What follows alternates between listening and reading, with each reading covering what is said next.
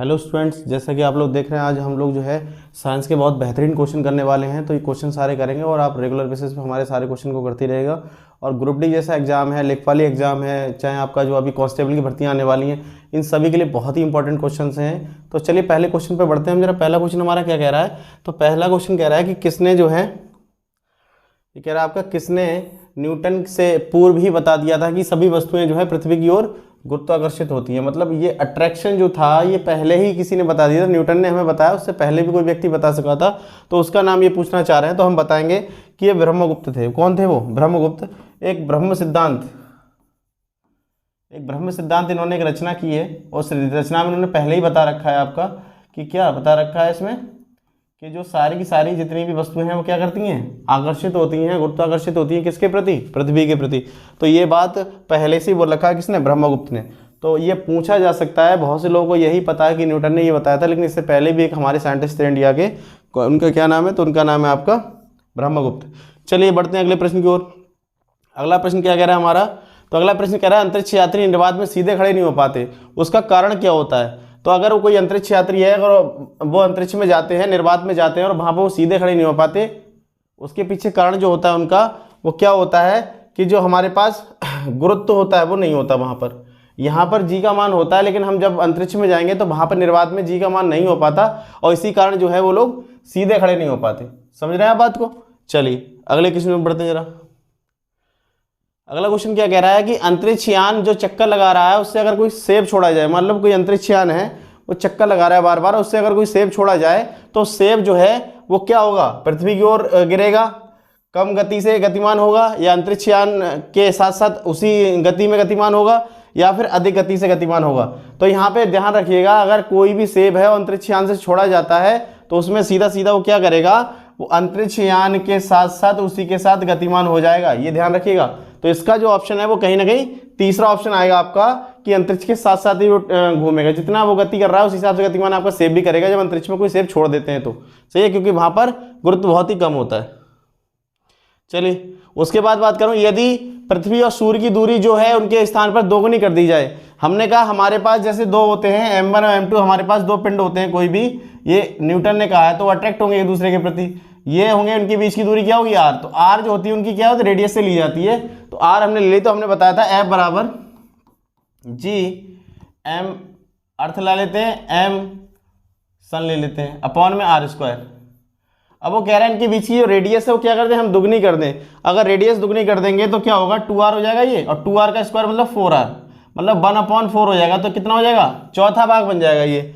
तो यहाँ पर हम देखें तो अब जितना है उसका चौथा भाग बन जाएगा ये। अगर कभी भी ऐसा हो सूर्य और पृथ्वी के बीच की दूरी जो है उसको मैं डिस्टेंस को क्या कर दूं? दुगना कर दूं, तो पूछ रहा है उस पर जो बल लगेगा, गुरुत्वाकर्षण बल, उस पर क्या प्रभाव पड़ेगा? तो हम सीधा सीधा कह देंगे 1/4 हो जाएगा। कितना हो जाएगा वो? 1/4, जितना है उसका 1/4 हो जाएगा, चौथा भाग हो जाएगा। सही है। चलिए अगले प्रश्न पढ़ते हैं जरा। कह रहा है जब कोई वस्तु ऊपर से गिराई जाती है तो उसके भार में क्या प्रभाव पड़ता है? जब कोई वस्तु ऊपर से गिराते हैं तो उसका भार क्या रहता है? भार आपका अपरिवर्तित रहता है, भार में कोई प्रभाव नहीं पड़ता। ध्यान रखिएगा, भार वहीं की वहीं रहेगा, कहीं भी चले जाइए mg ही लगेगा आपका। सही, क्या लगेगा? mg। तो इसमें कोई प्रभाव नहीं पड़ता, ऊपर से नीचे तक आने में कोई प्रभाव नहीं पड़ेगा, पूरा का पूरा भार आपका सेम ही रहेगा। सही है। चलिए अगला देखते हैं क्वेश्चन जरा। कह रहा है लकड़ी है, लोहा है और मोम है। अगर हम लकड़ी को, मोम को और लोहा को जो है क्या करें? समान आकार के टुकड़े को ऊंचाई से पृथ्वी पर गिराएं, तो कौन सा टुकड़ा सर्वप्रथम पृथ्वी की सतह पर पहुंचेगा? तो ध्यान रखिएगा, जब तक हम निर्वात में बात करते हैं, जहां पर हमारे पास हवा नहीं होती, वहां पे चाहे आप मोम गिराइए, चाहे आप लकड़ी गिराइए, चाहे आप लोहा का टुकड़ा गिराइए, सभी समान, सब कागज भी गिराएंगे ना, वो भी आपका समान समय में ही पहुंचेगा।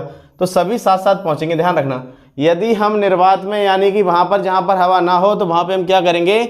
हम लकड़ी गिराएं, मोम गिराएं या फिर लोहा गिराएं, इनमें से कोई भी चीज गिराएंगे, लेकिन वो सब क्या होंगी? आपस में सब समान ही गिरेंगी, साथ ही गिरेंगी। लेकिन अगर यहाँ पर वायु प्रेजेंट है, वायु है, तो वो भार के हिसाब से गिरेंगी। सही है। चलिए अगला देखते हैं क्वेश्चन जरा। तो अगला क्वेश्चन कह रहा है हवा में लोहा और लकड़ी को समान भार की गेंद को समान ऊंचाई से गिराने पर, अगर मैं यहाँ पे कहूँ लोहा और लकड़ी का जो है समान भार ले लेता हूँ और उससे मैं क्या कर रहा हूँ? लोहे समान समय में गिराऊं ऊंचाई से। सही, तो क्या होगा?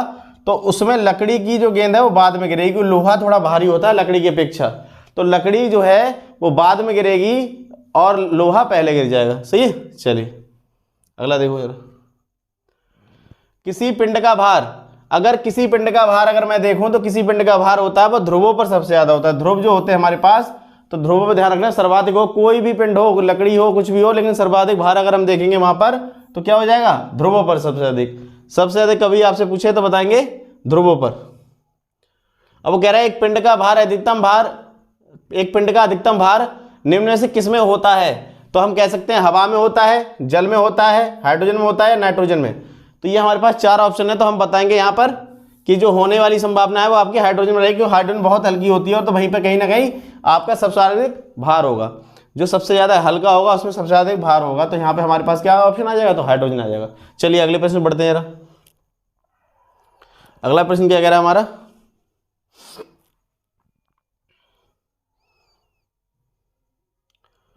तो अगला प्रश्न कह रहा है हमारा कि मानव शरीर का भार सर्वाधिक कब होता है? तो मानव शरीर का भार अगर हम देखें सर्वाधिक कब होगा, तो वो भी आपका कहाँ होगा, तो शरीर का भार जो होता है वो ध्रुव पर अधिकतम होता है। सही है, तो ध्रुवों पर ही अधिकतम देखेंगे हमारा, क्यों कोई भी पिंड हो चाहे वो मानव ही क्यों ना सही, जिसका भी भार होगा ध्रुवों पर सर्वाधिक होगा, ये ध्यान रखिएगा आप। सही है, चलिए अगले क्वेश्चन बढ़ते हैं जरा।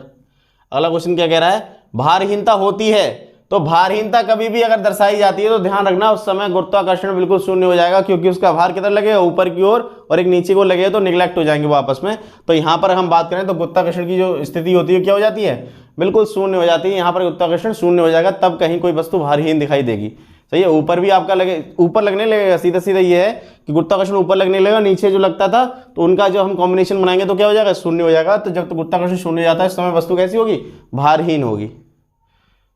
चलिए अगला क्या कह रहा है, पृथ्वी अपने कक्ष में लगभग 4400 किलोमीटर प्रति घंटा की गति से घूमती है, मतलब 4400 किलोमीटर प्रति घंटा के हिसाब से घूमती है, 1 घंटे में 4400 किलोमीटर घूम जाती है।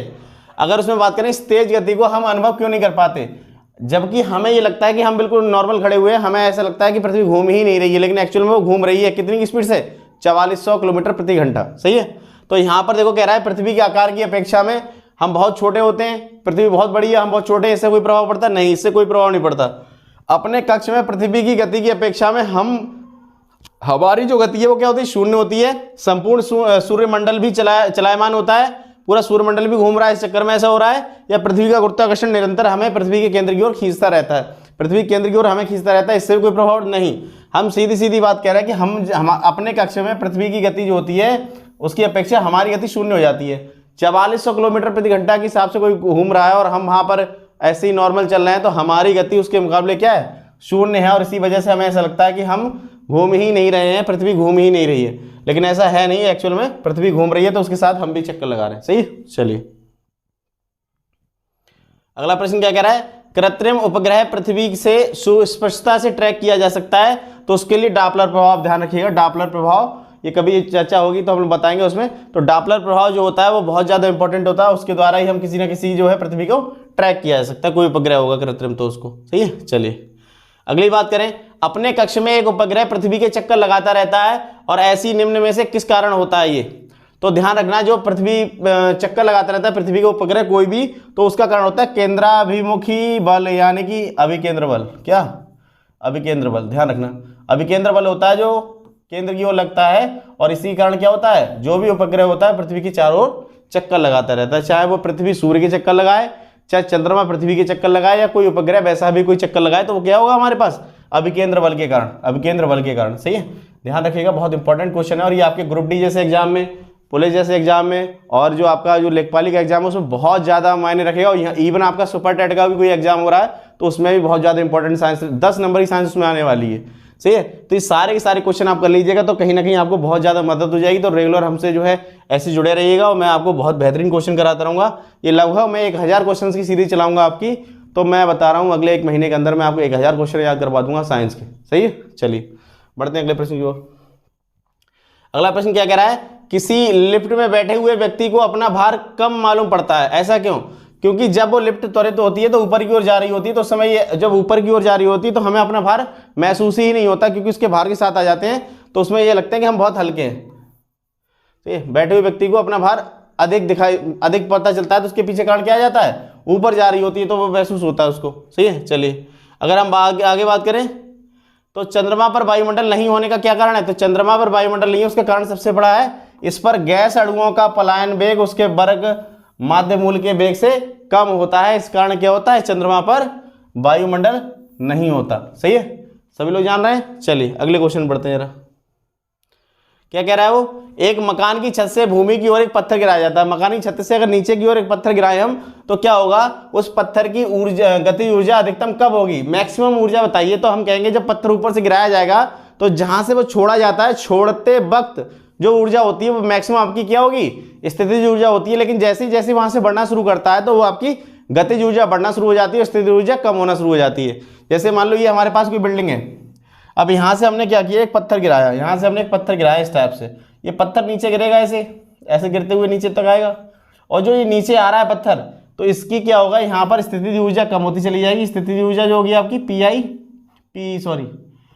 जो होगी आपकी वो कम होगी, पी कम होगी आपकी, और ये आपकी क्या हो जाएगी? कम हो जाएगी। और के जो काइनेटिक एनर्जी है वो आपकी बढ़ती चली जाएगी। तो धीरे धीरे धीरे क्या होगा? यहाँ पर जब वो वस्तु गिरने वाली है, बस गिरने से थोड़े समय पहले वो मैक्सिमम होगी। क्या होगी? गतिज ऊर्जा मैक्सिमम होगी, स्थितिज ऊर्जा सबसे कम हो जाएगी। तो यहाँ पर ऐसा है, उसके गिरने के तुरंत बाद बिल्कुल नहीं, तुरंत बाद तो स्थितिज ऊर्जा में आ जाएगी। उसके आधी दूरी तय करने पर बिल्कुल नहीं। भूमि पर पहुंचने के ठीक पहले, भूमि के पहुंचने के ठीक पहले उसकी अगर हम बात करेंगे तो आपकी गतिज ऊर्जा मैक्सिमम होगी। ध्यान रखिएगा। सही है, बहुत इंपॉर्टेंट क्वेश्चन है ये। चलिए क्या कह रहा है वो? पत्थर को ठोकर मारने से व्यक्ति को चोट लग जाती है। बहुत से लोगों ने पत्थर को ठोकर मारी होगी तो उसके खुद की जो जख्मी हो जाता है वो ऐसा क्यों होता है? तो वो जड़त्व के कारण होता है, वेग के कारण होता है, प्रतिक्रिया के कारण होता है, संवेग के कारण होता है। तो यहाँ पे हम बताएंगे वो किसी कारण होता है आपका। तो सीधी सीधी बात वहां पे करेंगे तो हमारे पास जो आता है वो प्रतिक्रिया के कारण होता है। किस कारण होता है? प्रतिक्रिया के कारण। तो प्रतिक्रिया के कारण क्या होता है? जब हम एक्शन करेंगे तो उधर से हमें रिएक्शन मिलेगा और उसके कारण क्या होता है? ठोकर मारने पर हमें चोट लग जाती है। सही है, चलिए अगले प्रश्न पढ़ते हैं जरा। तो अगला प्रश्न क्या कह रहा है हमारा?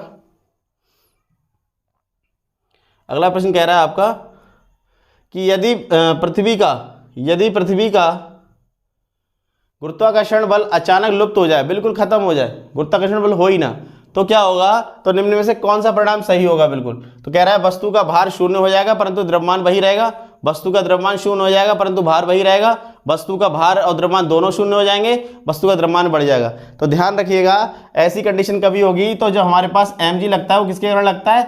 mg लगता है आपका गुरुत्वाकर्षण के कारण। और यहाँ पर हम बात करेंगे तो g हमारा 0 हो जाएगा। तो इसका मतलब हमारे पास भार बिल्कुल क्या हो जाएगा? शून्य हो जाएगा। और लेकिन द्रव्यमान तो मेरा वही रहेगा, मेरे पास जो द्रव्यमान है, तो द्रव्यमान आपका क्या रहेगा? समान, द्रव्यमान समान रहेगा। और कौन बदल जाएगा? तो आपका भार बदल जाएगा। भार क्या हो जाएगा? शून्य हो जाएगा। तो यहाँ पे कह रहा है वस्तु का भार शून्य हो जाएगा परंतु द्रव्यमान वही रहेगा। बिल्कुल सही कह रहा है ये बात। सही है, चलिए अगले प्रश्न पर जाते हैं जरा। क्या कह रहा है वो?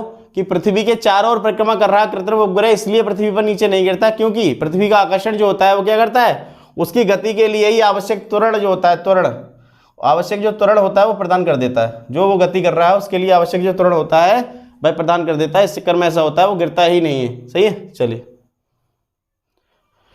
आज के लिए इतना ही करते हैं। और हमारे चैनल को सब्सक्राइब कर दीजिएगा आप लोग। सही है, और रेगुलर बेसिस पे हमारी वीडियो देखते रहिएगा और ज़्यादा से ज़्यादा सपोर्ट कीजिए, सब्सक्राइब कीजिए, शेयर कीजिए। क्योंकि जितना ज़्यादा आपका सपोर्ट मिलेगा, जितना ज़्यादा आपका प्यार मिलेगा, उतना ज़्यादा बेहतरीन हम करने की कोशिश करेंगे। तो काफ़ी मेहनत करते हैं आपके लिए, तो थोड़ा सा हमारा जो है ये बनता है, हक बनता है कि आप हमें सब्सक्राइब करें, शेयर करें। ठीक है, तो प्लीज़ इतना कर दीजिएगा। क्योंकि अब आपके ये सब्सक्राइब करने से या शेयर करने से या लाइक करने से जो है थोड़ा सा मोटिवेशन मिलता है, मेहनत करने का मतलब मन करता रहता है कि हाँ हमारे लिए जो है, हमारे जो व्यूअर्स हैं वो सारे के सारे हमें देख रहे हैं, तो कहीं ना कहीं अच्छा लगता है कि हाँ उनके लिए मेहनत की जाए। सही है, तो आज के लिए इतना ही रखते हैं। धन्यवाद।